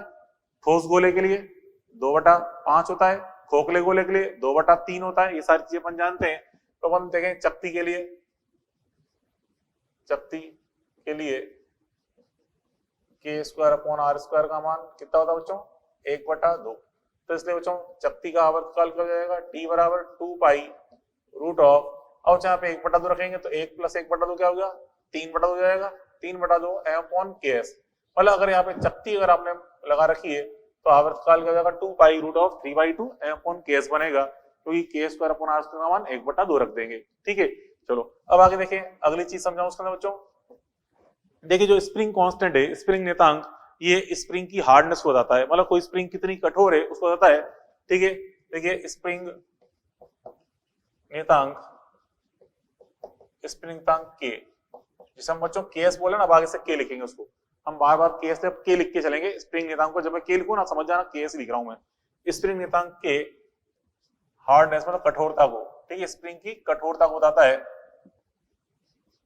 स्प्रिंग की कठोरता का मापक है। मतलब क्या मतलब बच्चों, इसका मतलब है कि अगर कठोर स्प्रिंग है तो के का मान क्या होता है, उच्च होता है। ठीक है, मतलब कठोर स्प्रिंग का मतलब ज्यादा कठोर स्प्रिंग का के बराबर क्या होता है बच्चों, उच्च होता है। के बराबर उच्च, जितनी ज्यादा कठोर स्प्रिंग होगी के उतना उच्च होगा, और जितनी सॉफ्ट स्प्रिंग होगी के का मान उतना अल्प होगा। अब बच्चों यहाँ जो के है ये इसकी कई सारे फैक्टर पर डिपेंड करता है कि स्प्रिंग की नेचुरल लंबाई कितनी है, प्राकृतिक लंबाई, किस पदार्थ का बना हुआ है, ठीक है, उसकी तार की मोटाई कितनी है, उसमें जो लूप बने हुए हैं उस लूप की त्रिज्या कितनी है, कई सारे फैक्टर पर डिपेंड करती है इसकी वैल्यू। ठीक है, तो यहाँ पे हमारे जो न्यूमेरिकल पूछे जाते हैं उसमें न्यूमेरिकल में हम जानते हैं मेन इंपॉर्टेंट चीज बच्चों प्राकृतिक लंबाई। तो यहाँ पे प्राकृतिक लंबाई के साथ क्या संबंध होता है, देखिए यहाँ पे हम देखें के का मान स्प्रिंग की प्राकृतिक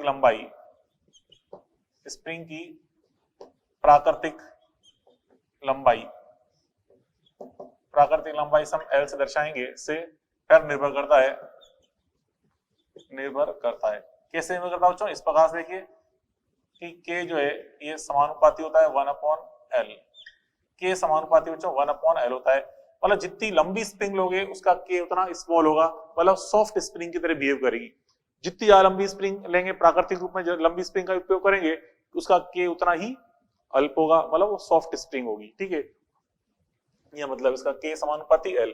चलो इसी बेस ये क्वेश्चन देखें, जैसे बच्चों यहाँ पे अपन ने एग्जांपल नंबर 7 अपन देखा, एग्जांपल नंबर 7 ये देख रहे हैं, सॉल्यूशन नंबर 7 अपन देखें क्या कह रहा बच्चों, सॉल्यूशन नंबर 7 यहाँ बच्चों देखिए इस प्रकार से एक लंबी स्प्रिंग है, इस लंबी स्प्रिंग है, यहाँ पे पिंड जोड़ रखा है, इसके आवर्तकाल का मान T है, फिर हमने इसके n टुकड़े किए, n पार्ट्स किए, और एक पार्ट्स लिया अपन ने, केवल एक सिंगल पार्ट, उससे एम को अटैच करके फिर दोलन करा रहे हैं, तो आवर्तकाल क्या होगा ये हमसे पूछ रहा है।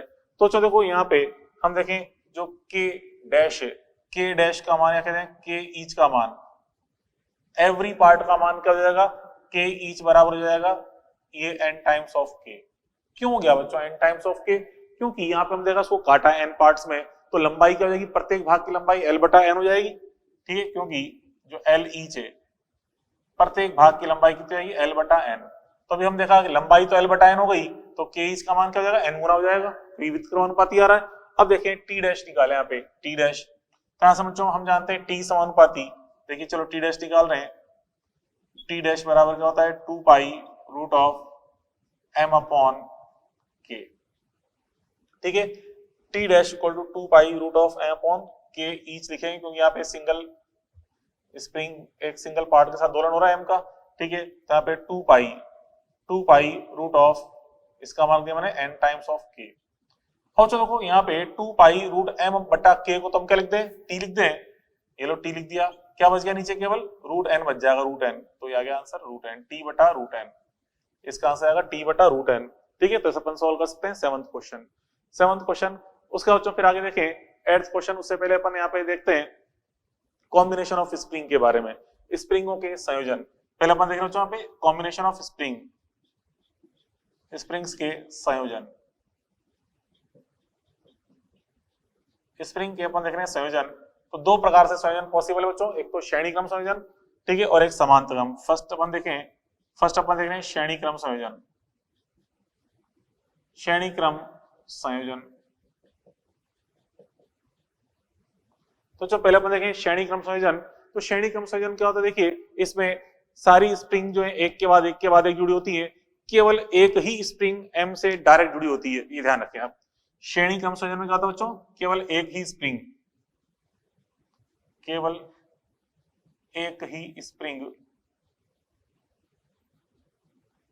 एम से डायरेक्ट जुड़ी होती है, एम से डायरेक्ट जुड़ी होती है। कैसे बच्चों, जैसे अपन देखें यहाँ पे इस प्रकार से, ये दीवार अपन ने स्प्रिंग को अटैच कर दिया, यहाँ से एक फर्स्ट स्प्रिंग है, फिर आगे दूसरी स्प्रिंग जोड़ दी, फिर आगे तीसरी स्प्रिंग जोड़ दी, और फिर यहाँ से एम यहाँ से जुड़ा हुआ है, इस प्रकार से एम है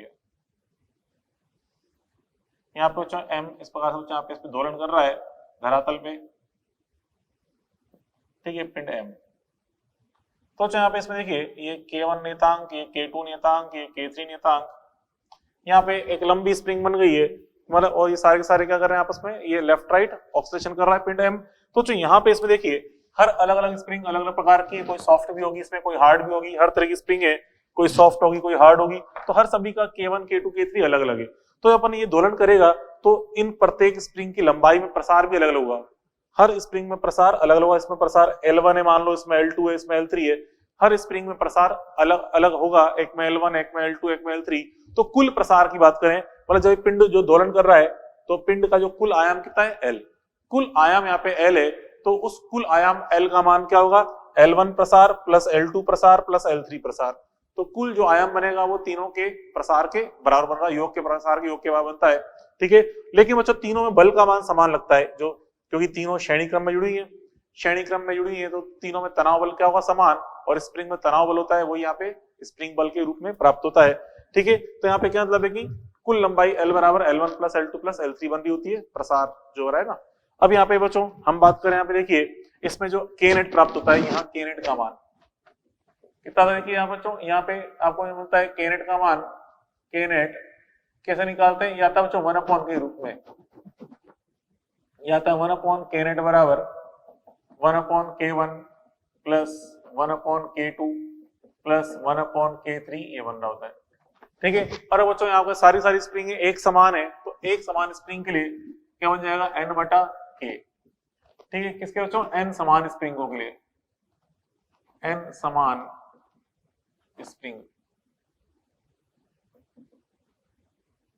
के लिए, तो अगर n समान स्प्रिंग्स हैं तो उसके लिए क्या बन जाएगा, n/k। तरह से K नेट निकालोगे तो K नेट का मान क्या जाएगा, K/n, K नेट का मान क्या बनेगा बच्चों, K/n बन जाएगा, K/n, ठीक है। के नेट का मान के बाई एन, अगर एन समान स्प्रिंग्स है तो। अच्छा अगर खाली दो स्प्रिंग होती तो, दो स्प्रिंग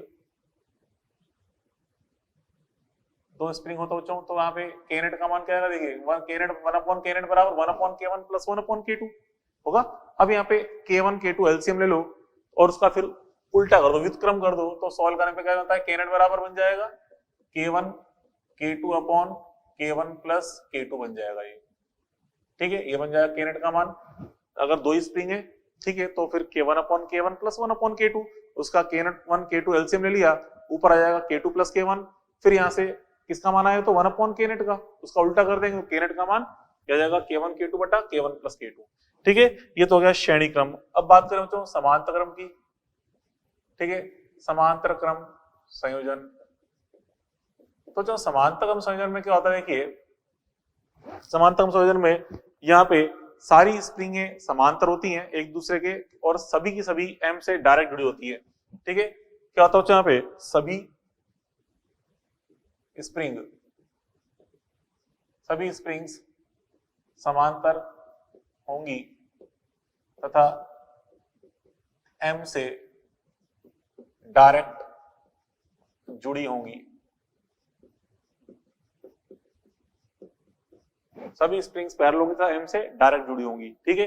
अब यहाँ पे देखिए इसमें इस केस अपन देखें कैसे डायग्राम बन सकता है समांतर क्रम का, इस तरह से देखिए, ये इस प्रकार से यहाँ पे जैसे कि ये कोई छत है, यहाँ से बच्चों एक स्प्रिंग ये जुड़ी हुई है, यहाँ पे ये स्प्रिंग ये जुड़ी हुई है, यहाँ से स्प्रिंग ये जुड़ी हुई है, इस प्रकार से बच्चों तीन स्प्रिंग डायरेक्टली किसी पिंड एम जुड़ी हुई है, एम से, ये बॉडी एम है, इस एम जुड़ी हुई है, तो बच्चों यहाँ पे ये k1 कांस्टेंट, इसका नियतांक k2, ठीक है, इसका नियतांक k3, इस प्रकार से क्या बन रहे हैं समांतर क्रम। और देखिए तीनों स्प्रिंग आपस में समांतर हैं और तीनों एम से जुड़ी हुई हैं, ठीक है। तो जब यहाँ बच्चों ये ऑफसेट करेगा ना, ये दोलन करेगा, तो तीनों स्प्रिंगों में खिंचाव समान आएगा, तीनों स्प्रिंगों में प्रसार समान आएगा, लेकिन बल अलग अलग लगेंगे, इसमें F1 बल लगेगा, इसमें F2 बल, इसमें F3 बल, प्रसार समान है, परंतु K1 K2 K3 अलग अलग है ना, तो उससे बल अलग अलग आएंगे। तो बच्चों यहाँ पे इस जगह इसमें अगर अपन देखें यहाँ जो मान प्राप्त होता है के नेट का, अच्छा यहाँ पे एक डायग्राम और समझ सकते हैं इस तरह, देखिए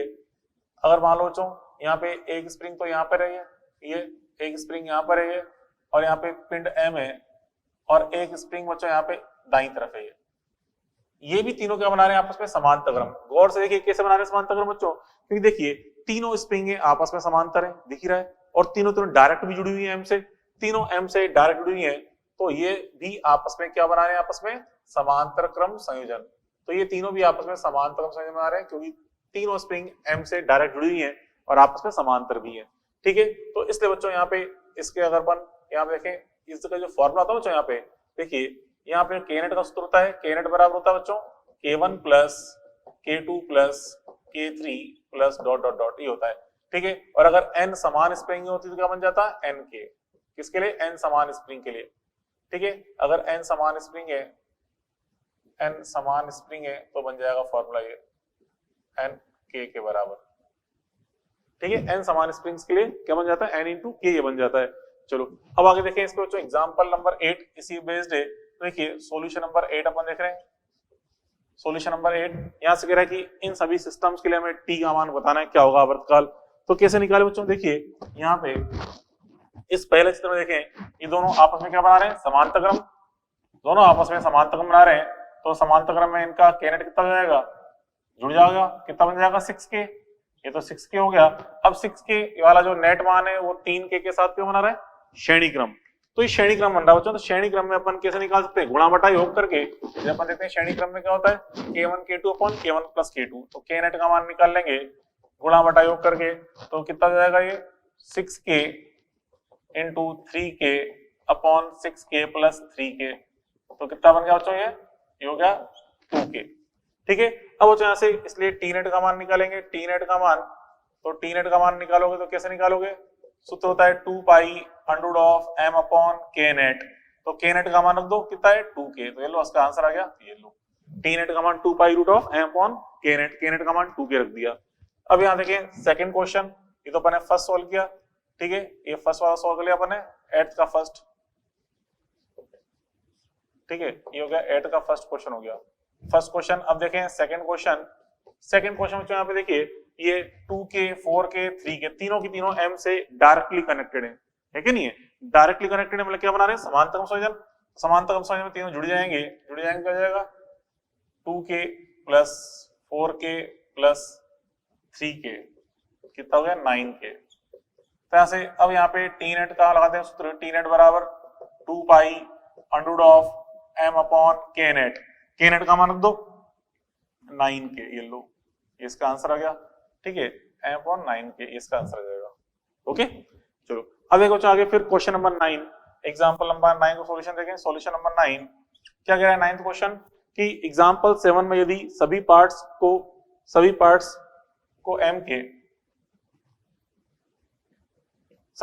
m के साथ समांतर क्रम में जोड़ दिया जाए, ठीक है m के साथ समांतर क्रम में जोड़ दिया जाए तो t डैश क्या होगा? देखो यहाँ पे अपन ने n पार्ट की है, एवरी पार्ट का मान कितना आया था? देखो यहाँ लिखा था अपन ने k ईच का मान कितना आया था nk, ठीक है k ईच का मान यहाँ पे nk आ रहा है, ठीक है। अब यहाँ पे समांतर क्रम में अपन देखें, समांतर क्रम में k नेट का मान क्या हो जाएगा? ये जो जितने भी k ईच है इनको सबको समांतर क्रम में जोड़ दिया, और समांतर क्रम में आप जानते हो अगर क्या मानता मान n टाइम्स हो जाता है गुणा n गुना होता है मान, तो n गुना हो जाएगा k ईच, कि जितने भी k ईच थे सभी को हमने समांतर क्रम में जोड़ दिया तो नेट मान हो गया n इंटू k ईच। अब यहाँ पे k ईच का मान कितना आया था n के, ये रख दो n के आया था तो क्या बन गया बच्चों ये n स्क्वायर k हो गया, ये k नेट का मान n स्क्वायर k आया। अब देखिए बच्चों यहाँ पे हम जानते हैं t समानुपाती का होता है 1 अपॉन रूट k, तो यहाँ से देखिए k नेट का मान n स्क्वायर गुना हो रहा है तो यहाँ पे n स्क्वायर गुना रखेंगे नीचे तो रूट हो करके n बनेगा, और t डैश का मान आ जाएगा t बटा n, t डैश का मान t बटा n आ जाएगा इसका आंसर। मतलब एग्जांपल नंबर 9 का ये अपन ने सॉल्यूशन देख लिया, ठीक है। तो इस प्रकार से अपन ने यहाँ पे ये 9 क्वेश्चन तक सॉल्व कर लिए स्प्रिंग पेंडुलम पे। चलो दो तीन चीजें आपको मैं और सिखाऊं उस पे। देखो बच्चों नेक्स्ट एग्जांपल अपन देखें यहाँ पे। अब देखिए नेक्स्ट एग्जांपल एक डायरेक्ट रिजल्ट के रूप में, यहाँ पे बच्चों 3 स्प्रिंग है, तीनों स्प्रिंग का नियतांक k दे रखा है आपको, ठीक है, और यहाँ पे इसमें एंगल थीटा है। तो बच्चों अभी देखो तीनों स्प्रिंग डायरेक्टली m से जुड़ी हुई है, परंतु इसको हम समांतर क्रम संयोजन नहीं बोलेंगे। क्यों? क्योंकि यहाँ पे तीनों स्प्रिंग समांतर नहीं है, ठीक है, जुड़ी हुई है m से, लेकिन स्प्रिंग समांतर भी होनी चाहिए थी तभी समांतर क्रम मानते हैं। तो यहाँ पे थीटा एंगल है, और बॉडी को बच्चों इसको हम हल्का नीचे दबा के छोड़े तो इस तरह से एसएम स्टार्ट कर देगी, ठीक है। और तो यहाँ पे इसमें सिस्टम जो केनेट है, इस सिस्टम में केनेट की वैल्यू होती है k net equal to k 1 plus 2 cos square theta by 2, ये डायरेक्ट हमें याद रखना है। जैसे बच्चों यहाँ पे मान लो, जैसे कि यदि बच्चों यहाँ पे इसमें आपसे कहा जाए यदि थीटा इज इक्वल टू मान लो 90 डिग्री है, यदि theta is equal to 90 degree है, ठीक है, ये 90 डिग्री एंगल है, तो यहाँ पे केनेट का मान क्या जाएगा?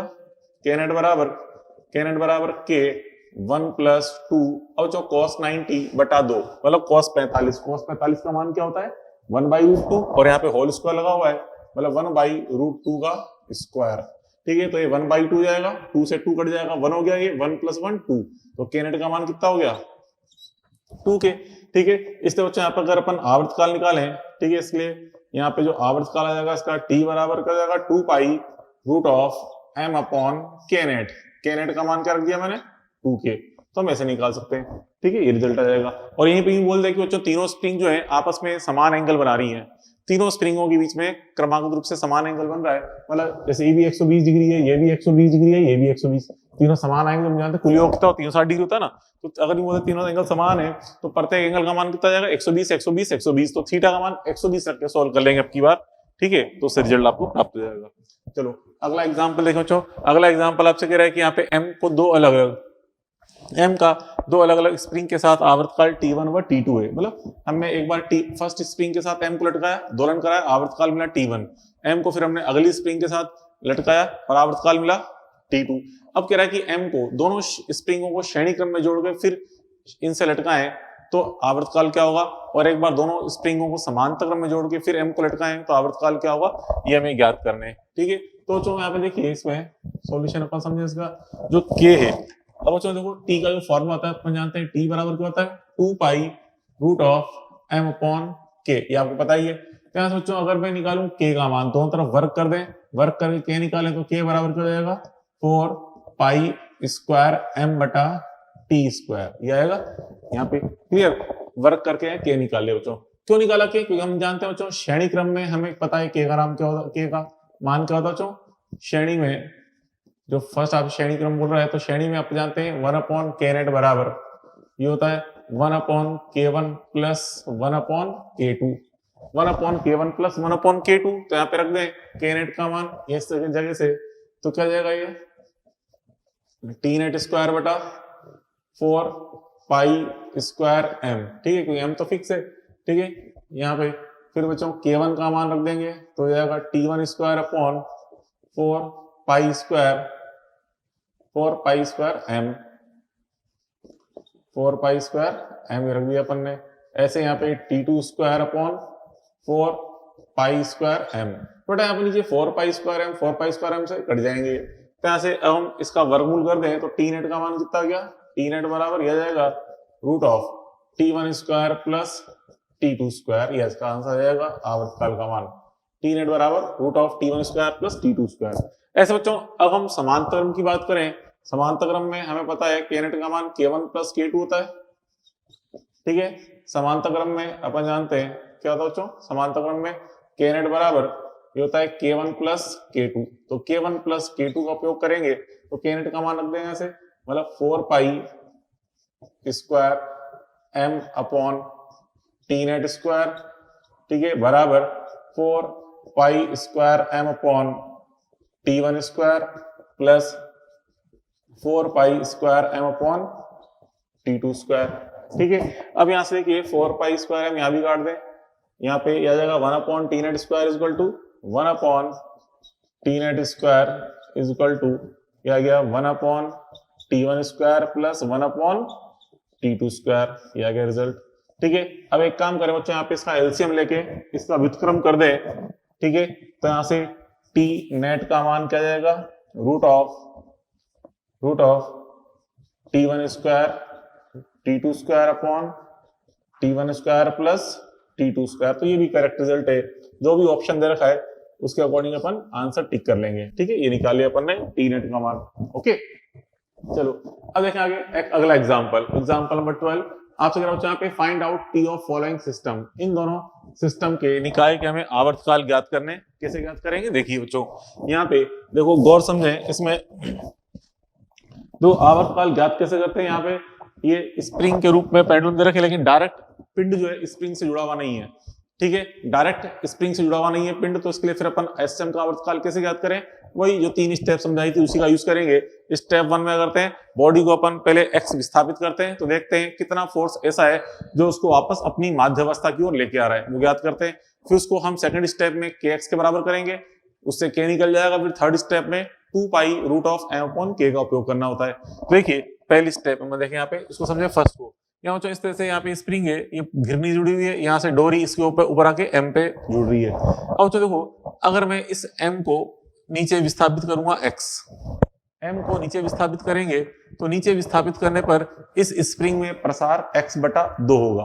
क्यों होगा, इसके लिए उल्टा सोचते हैं। चलो यूं सोचे, इसको भूल जाओ, यूं सोचे कि हमने बच्चों ये जो घिरनी है, समझना क्या कह रहा हूं मैं, इस घिरनी को मैंने नीचे खींचा x बटा 2, घिरनी को मैंने नीचे कितना खींचा x बटा 2, ठीक है। तो यहां से देखिए ये स्प्रिंग इस घिरनी से जुड़ी हुई है, तो इस स्प्रिंग में प्रसार कितना होगा x बटा 2, क्योंकि घिरनी स्प्रिंग से डायरेक्ट जुड़ी हुई है, तो इस घिरनी को नीचे x बटा 2 खींचेंगे तो स्प्रिंग में प्रसार भी x बटा 2 होगा, ठीक है। अब देखो बच्चों, ये घिरनी कितना नीचे खींचा हमने x बटा 2, तो इधर से ये डोरी x बटा 2 और इधर से भी डोरी x बटा 2 कम हो गई, क्योंकि यहाँ घिरनी नीचे आ गई है x बटा 2, तो इधर से x बटा 2 डोरी गई, इधर से x बटा 2 डोरी गई। लेकिन हम जानते हैं डोरी की कुल लंबाई तो फिक्स है, तो x बटा 2 डोरी की लंबाई कितनी चली गई x, तो x कहाँ गई, ये पिंड को नीचे सरकना पड़ा, कितना सरकना पड़ा x, क्योंकि इधर से x बटा 2 कम हो गई, इधर से x बटा 2, दोनों का जोड़ो कितना बनता है x बनता है ना, इसका मतलब पिंड नीचे कितना आया x। आई बस में, तो हम वही कह रहे थे कि अगर इस पिंड को x विस्थापित करें तो उधर स्प्रिंग में प्रसार कितना होगा x बटा 2। तो यहाँ पे देखिए इसको माध्यावस्था, इसको नीचे लाके छोड़ेंगे ना तो फिर एसएम स्टार्ट कर देगा, तो यहाँ से उसको नीचे खींच रहे, तो कौन सा बल ऐसा है जो उसको वापस माध्यावस्था की ओर लेके आ रहा है, F1। ये बच्चों F1 F2 मैंने क्या दर्शाया इसके अंदर, तनाव बल को वैसे अपन कैपिटल T से निरूपित करते हैं, यहाँ पे हम कैपिटल T से आवर्तकाल को दर्शा रहे हैं, इसलिए तनाव बल को मैंने F1 F2 लिख दिया है, ठीक है। तो यहाँ पे देखें स्टेप 1, तो स्टेप 1 में यहाँ पे माध्य की ओर कितना लग रहा है F1, माध्य की ओर जो बल है F बराबर कौन है बच्चों, F1 है। माध्य की ओर लगने वाला बल F बराबर यहाँ पे F1 है, ठीक है। अब देखिए यहाँ पे गौर से F2 ऊपर की ओर है घिरनी पर, F1 नीचे की तरफ है, तो F2 का मान क्या आएगा, ट्वाइस ऑफ F1। F2 का मान आएगा ट्वाइस ऑफ F1, या कहते F1 का मान हो जाएगा 1/2 F2, ठीक है। तो उसको मैं लिखता हूं बराबर 1/2 F2, ठीक है। अब बच्चों यहाँ पे देखिए गौर से, ये F2 क्या है, इस जगह डोरी में तनाव है, ठीक है।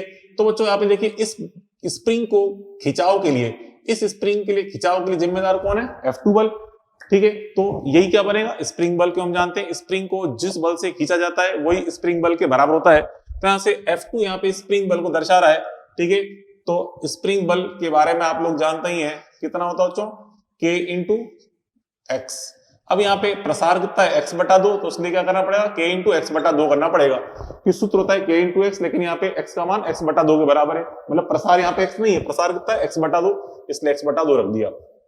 तो कितना गया ये हो गया 1/4 kx।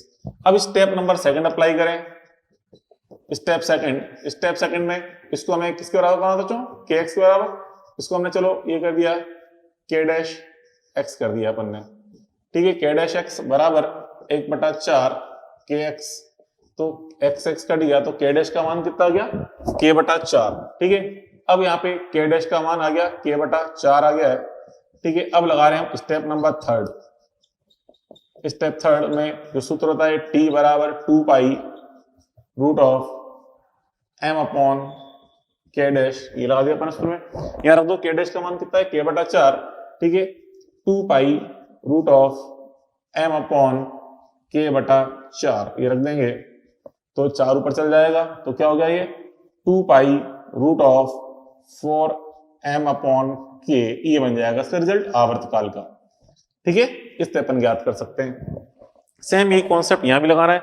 देखिए यहाँ पे बंदे बच्चों देखो ऐसे ही, यहाँ भी हम इस पिंड को खींच के छोड़ेंगे तो ये पिंड एस्टेम करना स्टार्ट कर देगा, क्योंकि बार बार स्प्रिंग में खिंचाव होगा, तो ये पिंड एस्टेम करेगा। तो देखिए यहाँ पे इस पिंड को मैं नीचे x विस्थापित करूं, तो नीचे की ओर x विस्थापित करेंगे तो ये पिंड इस घिरनी से जुड़ा हुआ है, तो घिरनी भी नीचे कितना आएगी, x नीचे आएगी, घिरनी यहाँ पे x नीचे आएगी, तो x नीचे सरकेगी, तो इधर से डोरी की लंबाई x बढ़ जाएगी, इधर से भी इस डोरी की लंबाई x बढ़ जाएगी। घिरनी नीचे आ रही है, इसके इधर से भी डोरी जा रही है, इधर से भी डोरी जा रही है। घिरनी अगर x नीचे आई तो इधर की लंबाई भी x बढ़ गई, इधर की लंबाई भी डोरी की x बढ़ गई। परंतु हम जानते हैं डोरी की लंबाई तो बढ़ेगी नहीं, तो बढ़ेगी किसकी लंबाई, स्प्रिंग की, ठीक है। अर्थात इस स्प्रिंग में प्रसार कितना होगा 2x, क्यों हम जानते हैं डोरी में तो प्रसार हो नहीं सकता। दिख रहा है कि हमें प्रसार डोरी में हो रहा है, लेकिन वास्तव में प्रसार किस में हो रहा होगा, स्प्रिंग में। तो स्प्रिंग में कितना प्रसार देखने को मिलेगा 2x, क्योंकि हम देख रहे हैं यहां से हमें डोरी की लंबाई में कितनी वृद्धि महसूस हुई 2x, तो इसलिए घिरनी इस स्प्रिंग में प्रसार कितना हुआ 2x हो गया, ठीक है। चलो अब यहाँ पे देखें स्टेप नंबर 1। स्टेप नंबर 1 देखें माध्य की ओर F बराबर कितना बच्चों, F बराबर देखिए इस पिंड को नीचे लेके आएंगे तो ऊपर की ओर कौन लेके जाएगा इसको, F1, वापस माध्य अवस्था की ओर F1 लेके जा रहा है, तो F बराबर क्या है F1। और यहाँ पे देखिए ये F1 नीचे की ओर, घिरनी की बात करें, घिरनी पे F1 नीचे की ओर है, F2 ऊपर की ओर है, तो इस F1 का मान क्या आएगा, ट्वाइस ऑफ F2। यहाँ तो अच्छा F1 का मान क्या है, हाफ ऑफ F2, यहाँ क्या आ रहा है ट्वाइस ऑफ F2, ठीक है। अब यहाँ पे रख दे मान इस जगह is equal to twice of F2 का मान।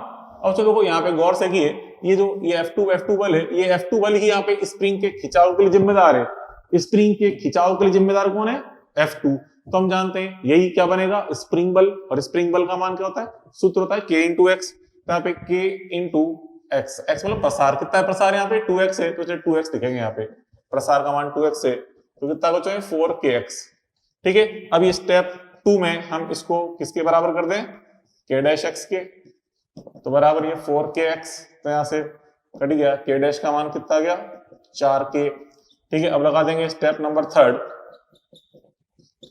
t बराबर 2 pi root of m upon k', तो k' का मान रख दो, यह आ गया answer 2 pi root of m upon 4k, ठीक है। ये इसका आंसर आ जाएगा इसका, ठीक है, ये इसका रिजल्ट आ गया। चाहो तो 4 का √2 होता है, 2 से 2 भी काट सकते हैं, तो t बराबर पाई √m/4 के ये रिजल्ट बन जाएगा। ठीक है बच्चों, तो ये अपन ने स्प्रिंग से रिलेटेड अपन ने यहाँ पे 12 क्वेश्चन अपन ने सॉल्व कर लिए। ठीक है, तो एक दो क्वेश्चन चलो आपको कल और बताता हूं मैं। ठीक है, कल बाकी फिर अपन पढ़ेंगे इसके अंदर कोणीय एसएम के बारे में पढ़ेंगे। ठीक है, उसके अलावा कुछ यहाँ पे मंदन के बारे में देखेंगे, डैम्पिंग, ऑक्सीलेशन, ठीक है, मंदित दोलन। ठीक है, कल अपन इस चैप्टर को फिनिश करेंगे। ठीक है, तो चलो कल मिलते हैं। Okay, good bye.